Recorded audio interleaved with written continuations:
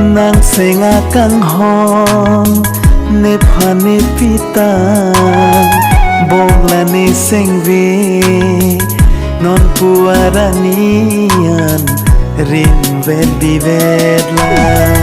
nang senga kanghon ne phane pita bongla ne sengve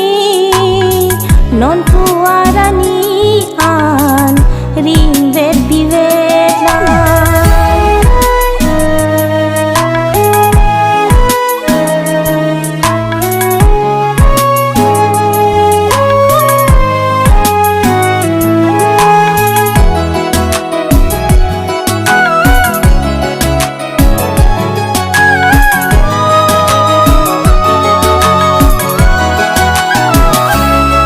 Surina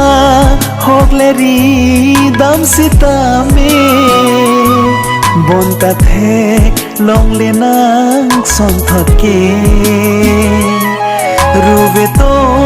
mon herai dosita me charsi ji ne obong nang joli neta sing nang che the obong la nang phan ke mang mon ben pe man nang ne nang senga kanghon ne phane pita bongla ne sengve non puaranian ring vel bivela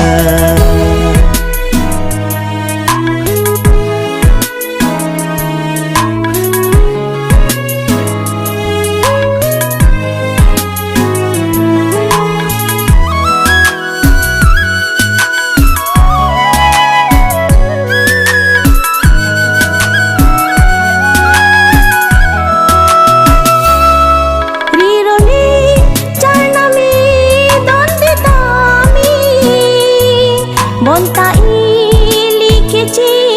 kak nang rupa jo he kham ke sitami bonta ili ke chi kak nang do tegla e che the samra ver nang pir the kanghon bo la nang pe nang senga kanghon ne phane pita bongla ne sengve non puaranian rim vel divedla nang senga kanghon ne phane pita bongla ne sengve non puaranian ring vel divedla non puaranian ring vel divedla